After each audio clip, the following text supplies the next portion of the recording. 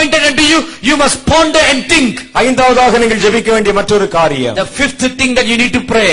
அமெரிக்காவுடைய பொருளாதாரத்திற்காக ஜெபிக்கணும். Pray for the economic situation in America. அமெரிக்க தேசத்தில் இருக்கிறவர்கள் இதற்கு உத்தரவாதம் எடுத்து ஜெபிக்கணும். Those of you living in America, you must take responsibility and pray for America. ஏனென்றால் இந்த செய்தி இந்திய தேசத்திற்கு மாத்திரம் ஒளிபரப்பு செய்யப்படவில்லை. Because this message is not only telecast in India. அமெரிக்காவில் இருக்கக்கூடிய கர்த்தருடைய பிள்ளைகள் இந்த வார்த்தைகளை கேட்டுக் கொண்டிருக்கிறார்கள். The people of God living in America are also listening to it. அமெரிக்கால ஒரு பெரிய பொருளாதார வீழ்ச்சி மறுபடியும் உண்டாக போகிறது. A great economic downfall is going to come again in US. அதை இடைக்காலத்தில் சரி செய்வதைப் போல ஒரு மாய தோற்றத்தை உண்டாக்குவார்கள். It seems that they are able to remedy it and it will be a falsehood. எல்லாம் சரியா போயிடுச்சு என்பதைப் போல உங்களுக்கு ஒரு காரியத்தை காண்பிப்பார்கள். They will show to the rest of the world that everything has been all right. கர்த்தர் சொல்லுகிறார் அதை நம்பாதே. But God says don't believe that. அது அல்ல. It's not that. மறுபடியும் ஒரு பெரிய வீழ்ச்சி வரும். A great downfall is coming.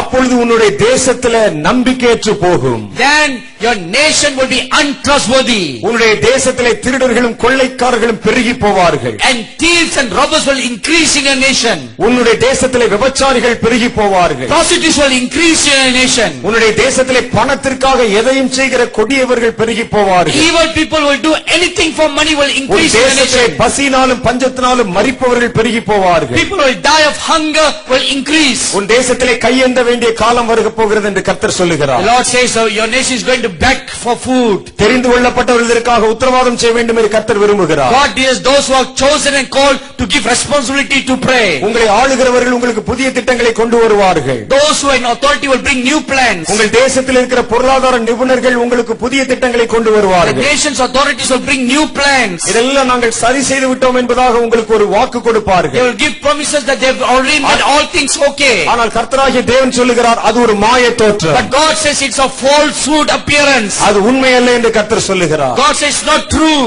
அதற்காக நீங்கள் ஜெபிக்க வேண்டும். Therefore you must pray for it. அடுத்து ஜப்பான் தேசத்தை குறித்து கர்த்தர் பேசி இருக்கிறார். Next God speaks about Japan. ஜப்பான்ல மறுபடியும் பயங்கரங்கள் தோன்ற ஆரம்பிக்கிறது. Another grave danger is going to come upon Japan. Japan தேசத்திற்காக உத்தரவாதம் செய்ய ஒருவரும் இல்லை.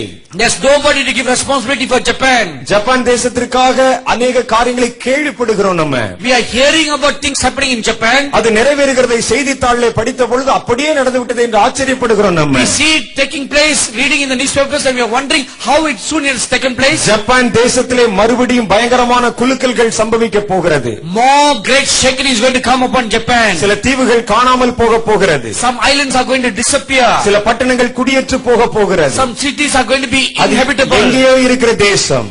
It's a nation somewhere far away. அதிலே நடக்கிற பயங்கரங்களால் நமக்கு என்ன வரப்போகிறது என்று நீங்கள் நினைக்கலாம். You may think what does it concerns me? நீங்கள் இந்த செய்தியை கேட்கிற எந்த தேசத்தில் இருந்தாலும் பரவாயில்லை.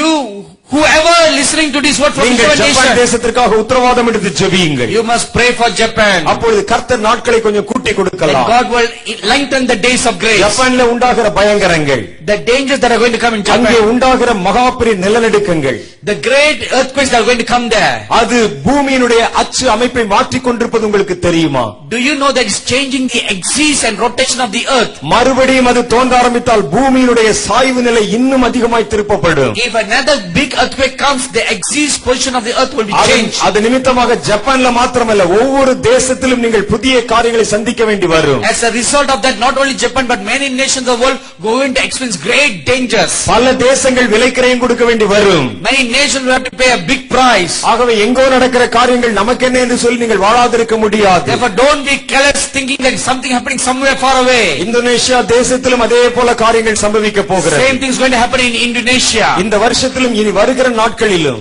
in this year and in the coming days அநேக நிலநடுக்கங்களை நீங்கள் கேள்விப்படுவீர்கள். You are going to hear about many earthquakes. இன்னும் பல இயற்கை அழிவுகளை நீங்கள் அங்கே கேள்விப்படுவீர்கள். And you are going to hear many natural disasters. இதெல்லாம் சம்பவிக்க காணும் பொழுது when you see all these things taking place, நீங்கள் உங்கள் தேசத்திற்காக அதிகமாக ஜெபித்துக் கொள்ளுங்கள். You must pray for your nations very much.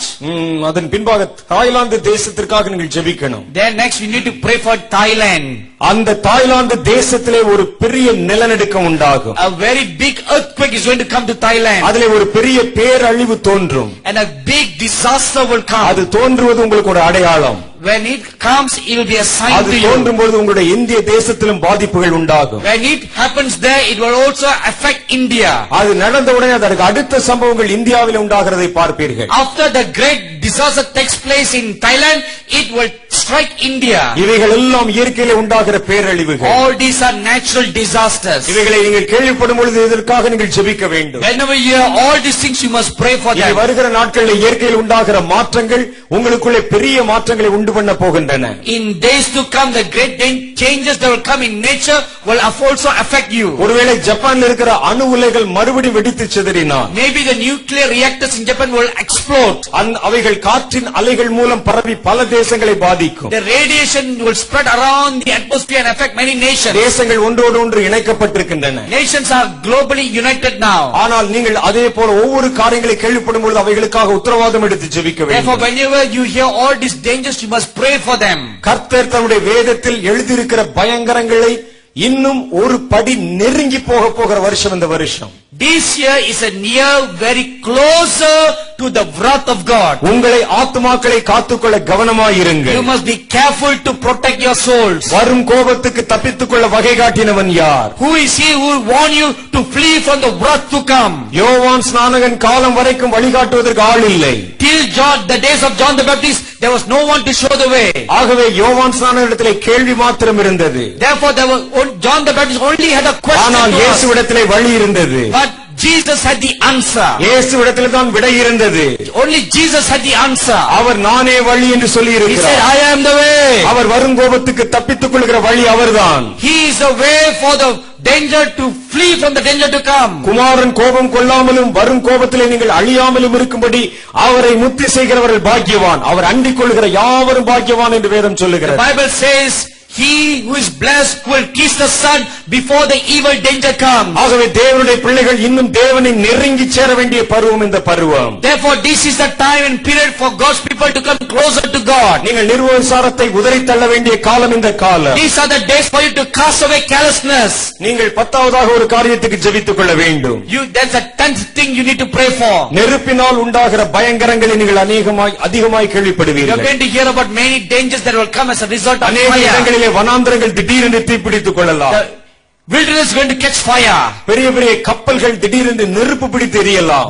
Big ships may suddenly catch fire. விமானங்கள் நெருப்பு பிடித்து மேலிருந்து கீழாக விழலாம். Airplanes may catch fire and fall down. நெருப்பு சம்பந்தப்பட்ட தொழிற்சாலைகளிலே திடீரென்று வெடிப்புகள் தோன்றலாம். Fire related industries may catch fire. நெருப்புகளில் உண்டாகிற பயங்கரங்களை இனி வருகிற நாட்களிலே நீங்கள் அதிகமாய் சந்திப்பீர்கள். You are going to meet the many dangers that will come as a result of fire. அது இந்தியாவில் தான் அதிகமாய் இருக்க போகிறது. And this is going to take place largely more in India. மற்ற தேசங்களிலும் இது வியாபித்து அது உண்டாக போகிறது. This will also take place in other nations. பல நாடுகளிலே இந்த காற்றுகளால் உண்டாகிற சேதங்கள் வரும். Many nations will experience dangers that will come from wind.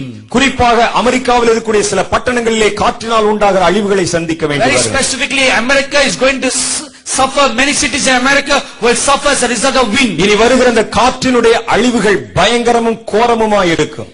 In the coming days, the dangers, the destruction that will come from winds will be very dangerous. மனிதர்கள் காற்றின் வேகத்தினால் வானத்திலே விசிறி எறியப்படுவார்கள். People will be taken up and thrown up in the air as a result of the speed of the wind. வாகனங்கள் சுழற்றி அடித்து மேலே தூக்கி எறியப்படும். Even the cars will be taken up and thrown up in the air. இப்பொழுது இவைகளை நான் வார்த்தையிலே சொல்லுகிறேன். I am now telling you in words. இனி நீங்கள் அவைகளை டெலிவிஷனிலே பார்ப்பீர்கள். Now you are going to see them in the TVs. இனி வருகிற காரியங்களை நீங்க செய்தித்தாள்களிலே பார்ப்பீங்க. You will read them in the newspapers. அவைகள் 3 இடங்களிலே சம்பவிக்க போகிறது. This is going to take place in 3 places. இதே போல பல நாடுகளிலே காற்றுகளிலே உண்டாகிற சேதங்கள் சிறிதும் பெரிதுமாக अनेक இடங்களில் சம்பவிக்க போகிறது. Likewise, this will take place in many nations, small and big. நிலநடுக்கங்களும் ஆங்காங்கே பல இடங்களில் தோன்றும். Earthquakes will take place here and there in many places. அமெரிக்க தேசத்திலே இந்த வருஷத்திலே பல நிலநடுக்கங்களை தேசம் சந்திக்க போகிறது. America is going to experience many earthquakes in many places. பல மாநிலங்களிலே பல மாகாணங்களிலே இது சம்பவிக்க போகிறது. In many states and in many big cities. இந்தியாவும் அதற்கு விதிவிலக்கல்ல. India is not spared. இந்தியாவிலும் நீங்கள் நிலநடுக்க செய்திகளை கேள்விப்பட போகிறீர்கள். Even in India you are going to hear about earthquakes. நீங்கள்